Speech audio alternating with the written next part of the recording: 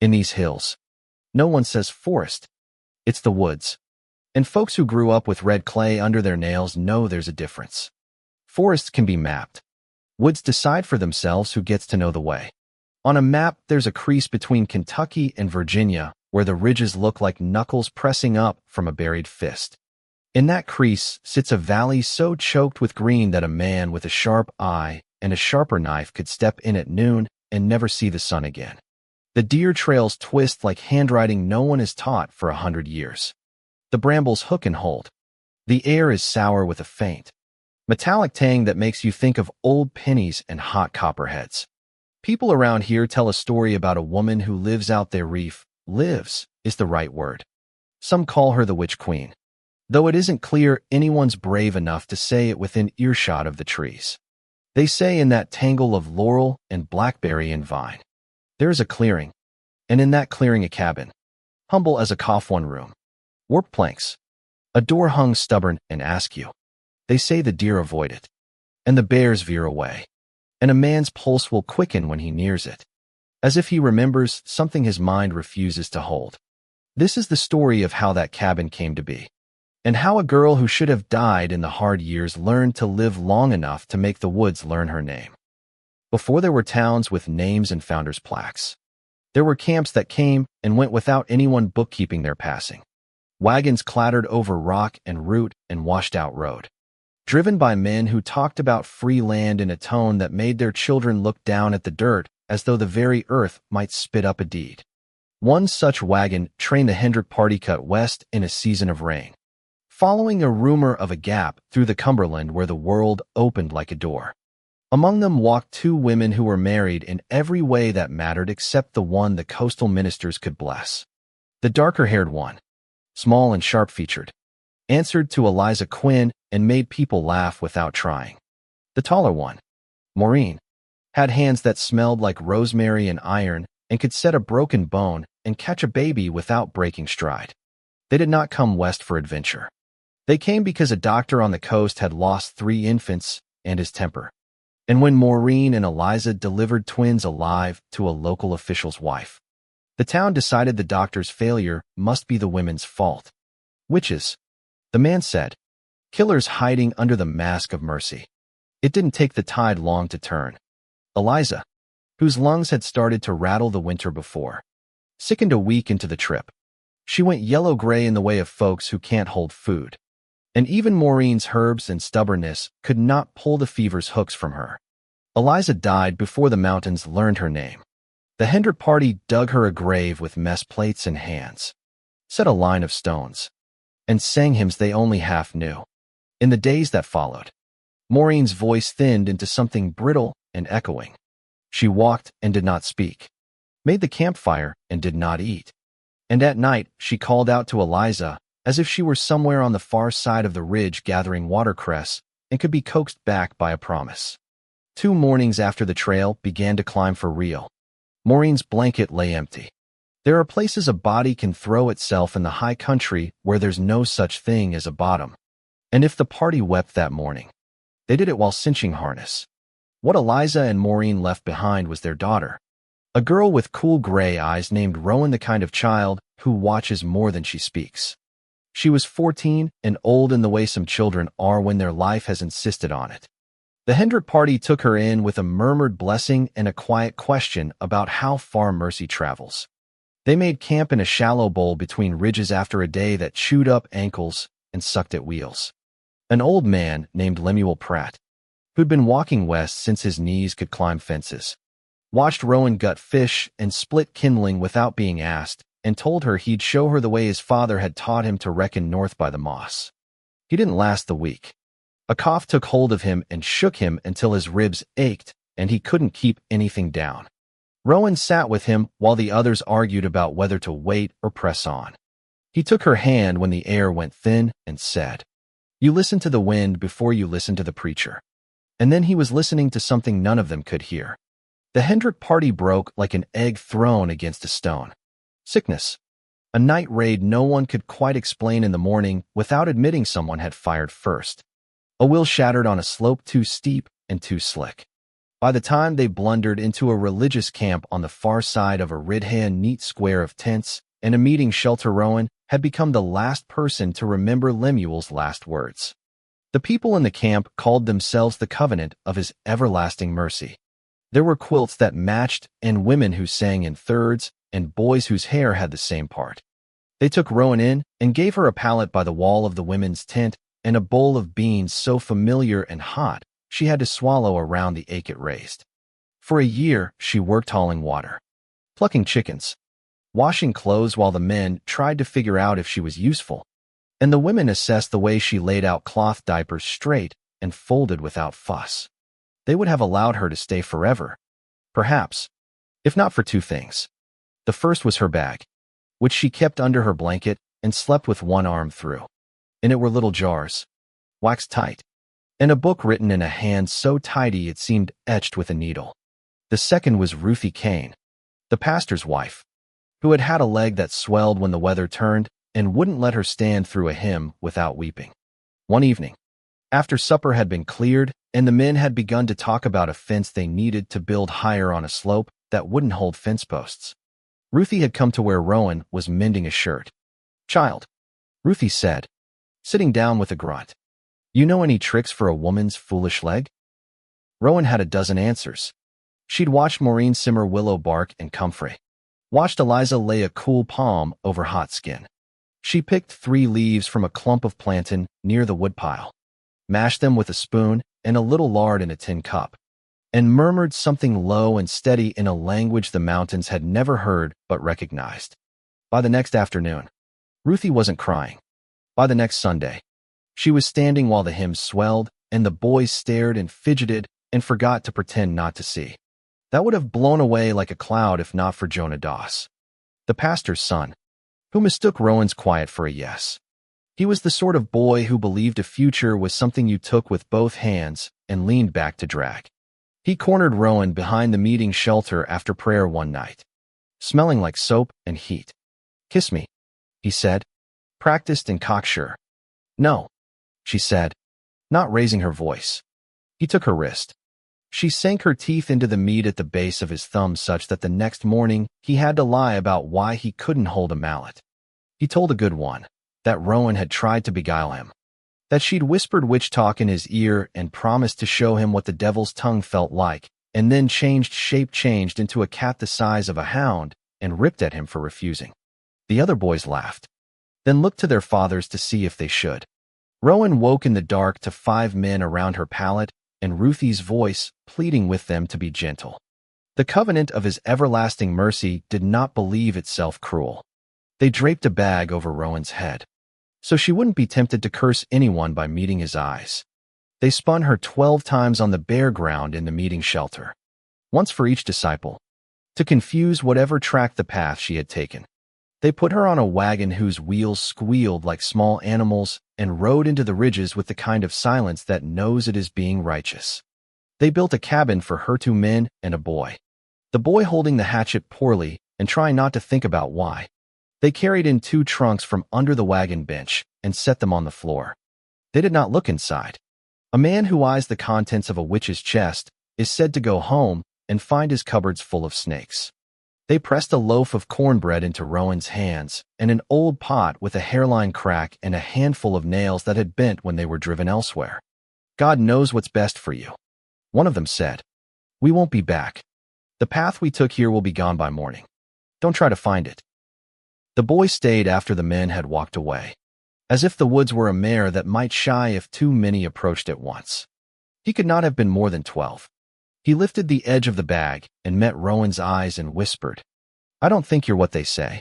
He lowered the bag again and fled, not from any curse, but from the knowledge of himself. Rowan waited until the sound of boots became the sound of leaves, and the sound of leaves became the particular hush of a place that has decided to be alone. She took off the bag and stood in the doorway of what had been built for her. The ground in front of the cabin was raw and torn, shards of root and filaments of white fungus like a broom somebody had used to sweep up a bad dream. Beyond that, the woods pressed close, patient and unsmiling. She slept that night on the floor with her hand on the nearer trunk.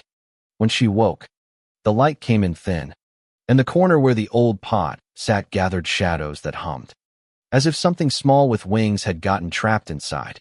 Rowan opened the trunks, one at a time, as if they might bite. Inside were the things she knew would be there: Maureen's mortars and pestles, chipped and clean, Eliza's books, and the loose pages she'd never quite copied into them. Bundles of dried leaves tied with twine, jars of fat rendered and cooled, a length of braided hair from when Rowan was little and Eliza had wanted to keep what would grow back. There was a needle case inside a tin, and inside the needle case a note in Maureen's hand. When you are stuck, do what you know. When you know nothing, be still until something tells you the truth. Rowan did as she had been taught.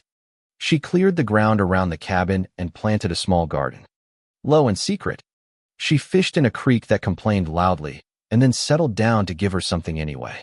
She pulled stones out of the near slope and set them in a ring around the cabin, then set a second ring a little farther and a third beyond that. At each corner of the cleared yard, she dug a hole, not much bigger than a prayer.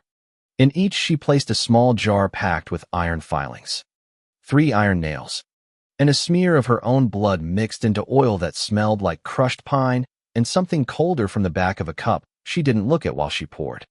There are things that chicken wire can't keep out and things that won't cross a boundary if it has been laid properly. The deer began to skirt her garden the way men skirt an argument they know they will lose. The bears took their business elsewhere. The snakes went about their snake work and left her dooryard clear. She slept well until the night the wind shifted and the house remembered how to creak like an old ship. A voice called her name. Not loud, but from very near. Rowan woke and sat up on her pallet and felt for the door with her foot, because it had a way of sticking at the wrong time. She took the candle and stepped outside, the black around her thick enough to lean against. Beyond the far ring of stones, in a gap between the laurel, a woman stood just outside the place where the jars had taught the ground to be a wall. My heart, the woman said. My bright, stubborn girl.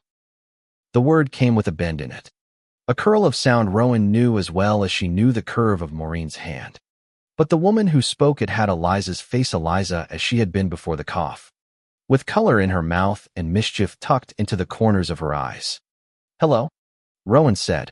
She swallowed and did not say mama. You've been gone a long while.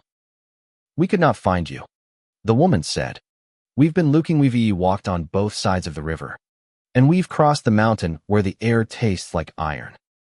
Rowan set the candle on the door sill and folded her arms to keep from reaching. Maureen had never called Eliza anything but Liza. Not once.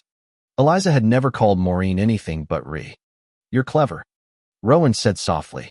Clever in the way of anyone who's never been loved by a human being. My mothers did not speak to make points. They spoke to be heard. Whatever you are, you'll have to do better than borrowing their names. The figure beyond the ring drew breath through its teeth and went thinner, as if the air were candle smoke and someone had opened the door too quick. Tomorrow, Rowan said, if you want to come again, come truly, or leave me alone. The second night, the wind died and the high thin songs of tree frogs stitched a seam in the darkness. Rowan heard a crackle, looked up, and saw a fire laid beyond the stones and Maureen her shape. Her walk, the particular tilt of her head leaning over it with a spit laid across 2 forked sticks. The smell in the air made Rowan's mouth fill with water. Help me turn this, child, the woman said, charmed and charming. Rowan lifted the candle. What meat is that? Lamb, said the woman. Too quick to be careful. You always liked it. Rowan laughed, and the sound made the pines lean closer. No, she said gently. No, she could not stand it. Not the taste, not the smell. Said it made her think of wet wool and hungry winters. The fire's pretty, though, even if it isn't real. You can take it with you when you go. The fire dimmed as if a wind had leaned over it, and the woman vanished.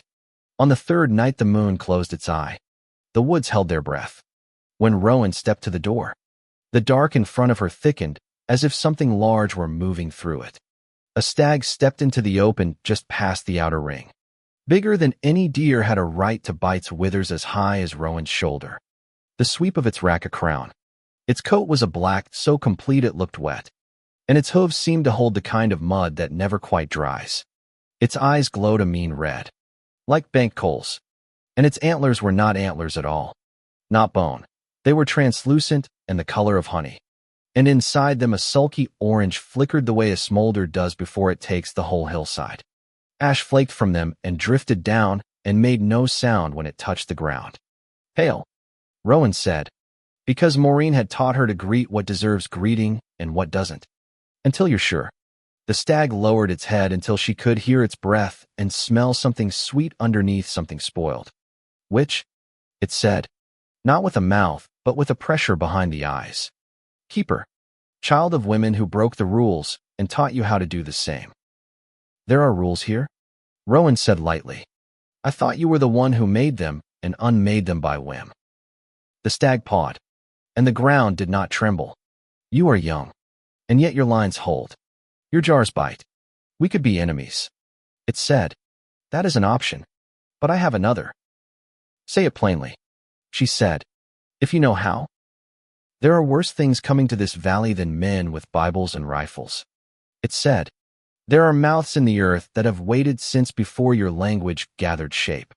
There are fires you haven't met that eat stone and leave nothing but glass. We are very old, and we are patient. We could wait for your lines to fade and your breath to slow. We could dig what's left of you out of your own hearthstones and spit the marrow. Or, Rowan said, letting the words sit and gather weight. You could hold this ground for us. Not as a slave, not as a pet, as a hand, a voice, a mind. We could teach you things you do not know and remake time for you so that you might watch winter fail to kill what you love. You could never meet death as a man meets a hill he knows will finally take him. You could set rules that mean something. In return, this place would be tended in our name. In your name? Rowan said, which I have not heard. The stag made a sound that was not exactly a word, and yet it struck Rowan like a palm. Something in her ear hurt. Something behind her eyes shouted. She took a step backward and felt the door frame catch her shoulder. No, she said, her voice thin. Not that. If we're to speak, we speak as we can. We know you, it said, almost tender. You are what we require. Step closer. Rowan Quinn. Let us speak without the stones between us. The rings had been laid to stop what crawls and slithers and drifts. But a witch is a gate she can open or close. Rowan crossed the first ring and felt the hairs on her arms go flat and the skin on her face grow warm. She crossed the second and the third and stopped with her toes against the line where the jars had taught the soil to fear her. You promise me never to lie, she said. We promise nothing, the stag said, amused. We have no need to lie to you. Then tell me this, she said, and pointed at the place where the rack joined the skull, at the seam where the honey-light antlers rose. Are those yours by right, or did you take them from another? Everything is ours by right if we can take it, the stag said. That is the oldest sentence in this country. Rowan felt something unclench inside her. She was young, as the thing had said, but she was not a fool. Power that advertises its contempt for rules can be given one, your own. I'll hold this place, she said. I'll keep it. I'll learn. I'll judge who passes and who does not. I'll be the one who hears what the trees want and the water begs and the hillside refuses. But the bargain is written in my words, not yours. We are listening, the stag said, and the ash that snowed from its rack slowed as if the air had decided to ease. You give me years, Rowan said. However many it takes to do this job right. They come one at a time, like the rings on a tree, and I can lay them down when I am done. You give me the power to speak with whatever lives inside the muscle of this land, and you bind anything older than men to treat with me when I call it by its right name. You do not command my hands. You do not command my heart. You do not use my mouth to speak. I carry your mark, but it is mine to hide or show, and I decide who sees it. In return, I keep the valley. I keep the gaps and gulches that touch it, and the creeks that feed it, and the ridge line that leans over it like a roof beam. Men who come with greed in their mouths leave hungry or not at all. Women who come with bruises leave with a sack of salve and a road showing clear.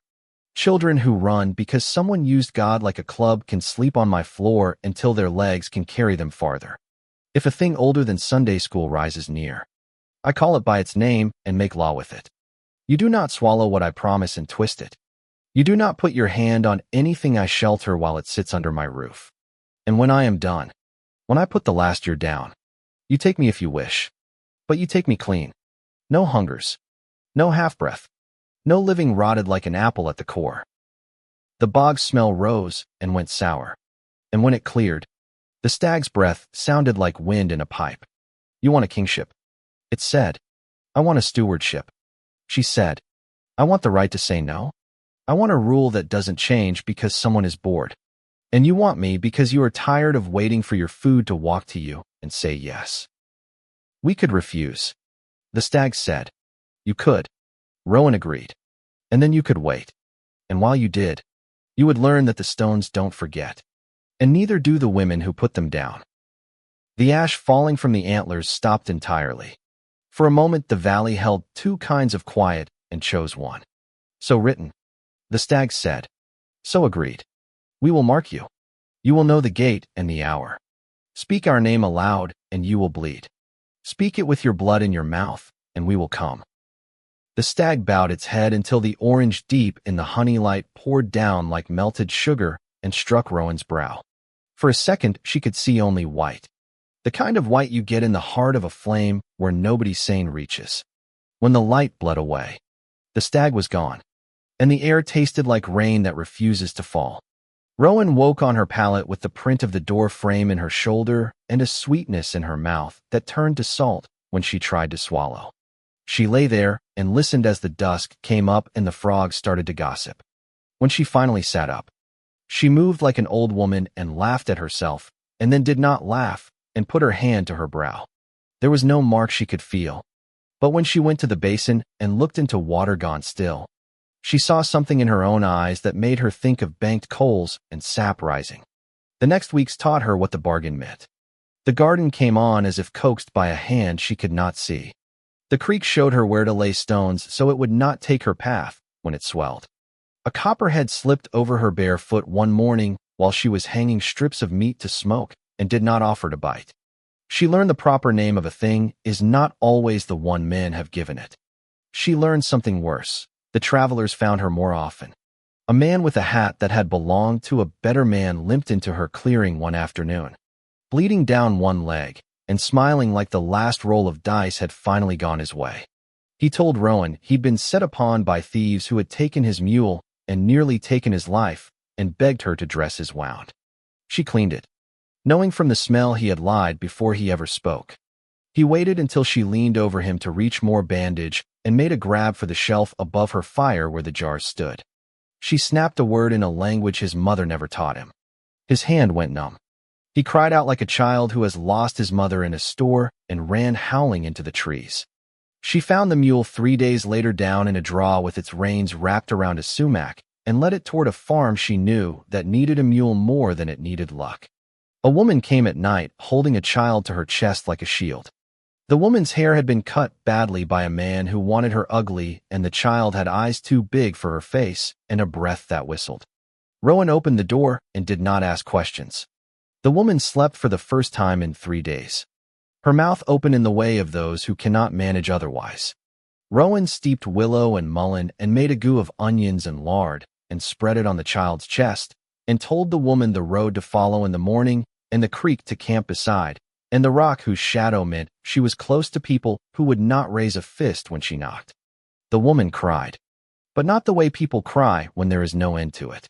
She cried like someone pouring water until the bucket is full enough to carry. The Covenant sent a pair of men a season later, perhaps because rumor had snaked back down the ridges and tugged on the hems of their wives. They stood at the edge of Rowan's outer ring and told her they had come in Christian fellowship to ensure she was not suffering in the wilderness. They had knives on their belts and a tone that said their God had sore hands from all the smiting and was looking for work. You could come back, one of them called, if you put aside your dabbling and turn your hands to honest labor. There's men who'd marry you if you'd forswear. He waved at her cabin, as if the witchery were something he could shake out of the air like dust. Rowan stepped to the line and spoke the sort of sentence Maureen used for stubborn fevers. "Turn your faces east," she said. "Look hard at the place that hates you and go toward it until it can't stand the sight of you. What you want from me is a power you do not understand. And what you hate in me is the part that knows when a man lies. Leave before the woods decide you're worth the trouble it takes to be rid of you." They left because they were cowards or because they were wise. Rowan did not care which word it was. Wisdom and cowardice shake hands, so often most people can't tell them apart. Winters came. The first of them was a test. The second was a lesson. The creek changed its mind twice and tried to claim a new bed beneath her steps. The third was a letter. Everything you build, you must build again. Rowan built and built. She learned to listen. She learned that the old thing she'd bargained with had edges like a blade you cannot quite see. She did not call it by the mouth-wrecking name it had offered. She did not need to. She could feel it sometimes. The way you can feel a storm before it cracks open a hot afternoon and rinses the world. She did not age at the clip other women did. There were years when the wasps built inside the eaves twice, and summers where she harvested beans in both June and September, and the mirror in her basin told her she had not changed. There were other years when she woke with a new line in her face and a softness in her hips and thought, with a shock that felt like joy, how good it might be to lay the years down in a neat stack and step away. She did not. She had made the bargain. She would keep it until the valley could keep itself. Men came with axes and tape measures and plans to turn a stream into a thing that could be bought and sold.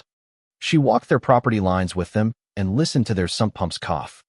She named the stone in the creek by its old name, the one the deer knew. And the water rose during a storm and ate their footbridge and went to bed sated. They moved their stakes back of their own accord, cussing at red mud and forces they would not say aloud. They never saw the woman on the ridge that night, standing with her arms folded under her breasts, watching the water make up its mind. Other things came as well. A night that smelled like milk left out. A shadow with too many elbows leaned against Rowan's back stoop and asked for a housewarming gift. She asked its name. It tried to answer with 3 voices. She picked the one that sounded like thirst instead of hunger and spoke it back to the thing until it shrank to the size of a dog and slithered away, muttering. When it came back, not quite braver, not quite sorry, she was waiting with salt and a song. Word spread. Not the kind of word that travels in letters and newspapers.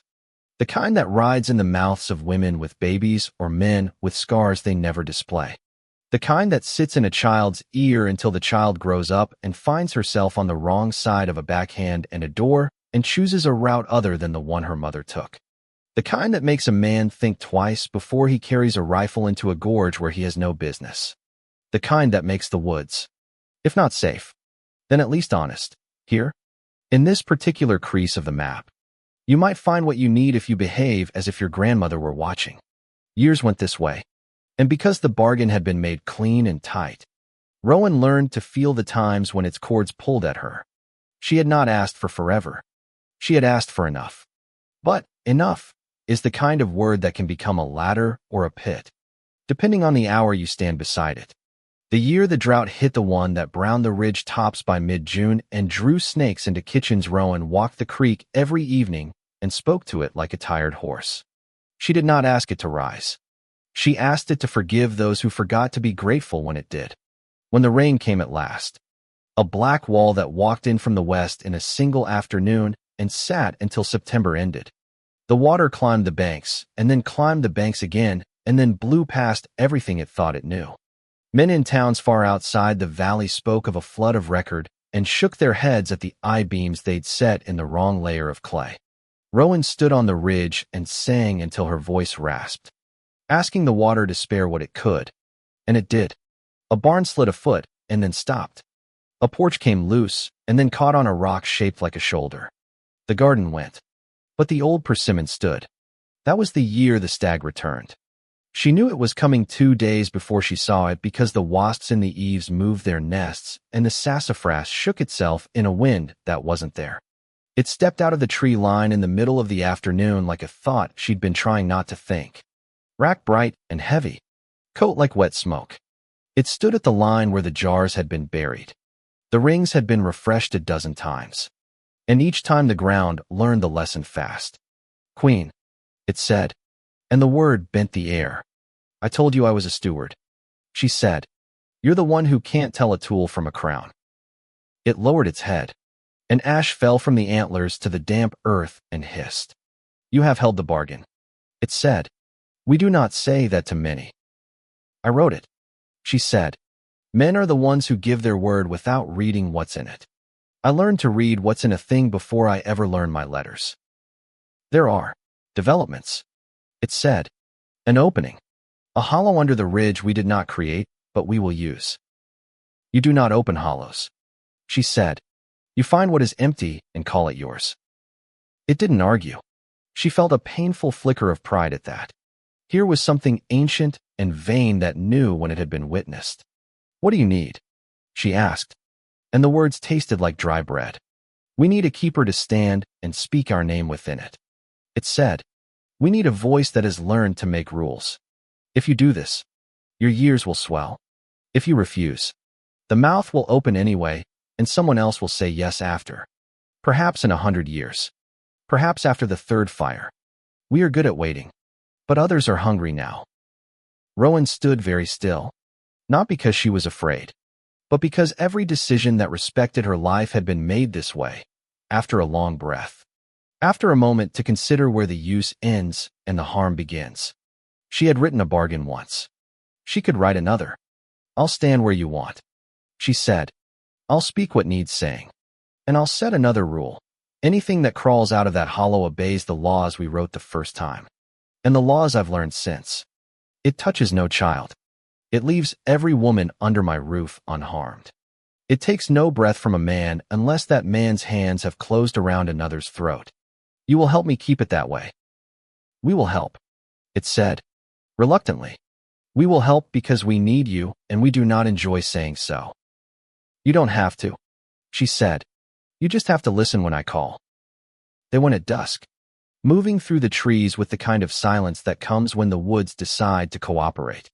The hollow under the ridge opened like a mouth that had waited a long time to speak. The stag stood just outside the entrance, antlers glowing, breath loud. Rowan stepped forward until the darkness of the hole lay across her like a blanket someone had not decided she deserved. She spoke the names of things older than the water and younger than the hills. She spoke the rules she had made and the ones she had learned. The ones men wrote without knowing what they wrote. The ones Jesus would have nodded at if the men who followed him had not been so busy arguing about who got to stand in front. Something breathed in the hollow that did not need air. It listened. It decided to learn her voice. When it rose, whatever it was, a hunger or a wind or an old instruction, it came up like water seeks low ground. It slid past Rowan and paused, as if tasting whether a hand had truly been held up or whether it simply imagined it. She held her ground. It flowed out into the trees without breaking anything because she had asked it not to. The stag watched as if it were bored, but Rowan saw how the light inside the rack brightened and then dimmed as the thing passed. It was not a war. Not then. It was a conversation. The kind that takes years and repeats itself and changes as the talkers change. Things like that began to happen in her valley. That was how it was kept. That was how she came at last to deserve the name the men who feared her had written for her without knowing how precise they had been. People went on telling a story, as people do, and a story is a tool that can be used against you or for you depending on who holds it. Some said there was a witch who would tempt your husband and steal your son's courage and turn your baby into a fox. Others said there was a woman up yonder who would give you a jar of something that made your bad knees sing in the rain and your nightmares step back from the bed. Men who went into her valley to test their luck sometimes did not come out. Women who went to find help came back with the kind of quiet that let them sleep. Late in a winter that would have been Rowan's 50th if she had been counting. She sat on the stoop with a quilt over her shoulders and watched snow-stitch lines between the trees. She had kept more people alive than she could remember. She had turned away more trouble than any government. She had failed, too. And those failures had a way of visiting her in the hour before dawn with a parcel of words she could not set down. The stag came. Light loud. hooves sinking and not sinking into the new snow. "You've got a further payment to offer?" she asked, dryly. "Because you can grow comfortable in the way of old enemies you've learned to tolerate. You are finishing your years more slowly than we assumed." It said, "We are not unhappy." "I am," she said, truthfully. "Not always, but sometimes so that I wonder who I was when I said yes." "You were the only one who knew how to write a law," it said. "And now?" she asked. The stag tilted its head toward the snowed-in trees. "There is a girl on the road from the east whose feet bleed in her shoes. There is an old man with a cough who cannot stop. There is a boy who has learned his father's hands and cannot find a way to unlearn them. You are not finished yet." "No," she said. "I'm not." She kissed her fingers and touched them to the door frame the way Maureen had taught her to bless and call it practicality. She stood and went inside for the salve and the herbs and the blankets. When she came back out, the stag had gone and the snow had decided to become rain. When the time finally came, it came as she had written, at an hour she chose. She rose in a spring when the dogwoods were loud as gospel, and she felt her bones announce themselves in the way of things that are finished and fine. She had gathered into her cabin more names than a church book and more secrets than a barber. The antlers in her mirror looked like rushlight for a second and then like nothing at all. She laid down what years she had left like someone putting away a good knife. She walked into the woods and did not go far. The clearing met her like a host. The creek, which had been her ally and her adversary, made a sound she tried and failed to name. She spoke low into the air. "I kept it," she said, and if her voice broke, the trees were polite enough not to call attention to it. "I kept what I could. I wrote the rules and learned the ones that were already here. I did the best any woman could have done under a sky that thinks itself empty but isn't." The stag stepped out and bowed, not with grace, but with something near enough to it that a human eye would forgive the difference. "We agree," it said. "Good," she said. "Then keep your side of the bargain. No halfway. No hungers that linger." "We will keep it," it said. "But you must know, the keeping does not stop when you do. There will be others. They will make their own bargains. They will make worse ones. They will write better rules. A thing like this wasn't yours alone." "I never thought it was," she said. "That's why it worked." When she stepped forward, she did not stumble. When the light touched her brow, it did not hurt.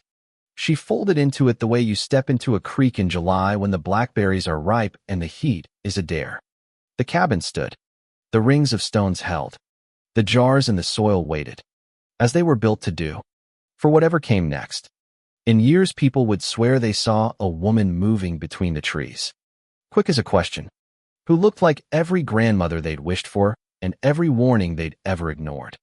They would argue about what to call her, and the words would matter sometimes, and sometimes not at all. They would say there are two queens in these woods, and one of them is old and didn't learn to die when the men told her she had to. If you walk where she walked and you behave as if your grandmother were watching, you might find your way out again, even if you took the wrong turn on purpose. If you read this far, I'd like to hear what you think, especially about the parts that hurt to look at. Where do you stand on the way violence travels through a life open-handed blows and quiet kinds both? How much of what happened to Rowan was injustice in a dress that called itself righteousness? In the comments, take a side. Tell me where you draw the line. And why. The woods listen more closely when voices are sure.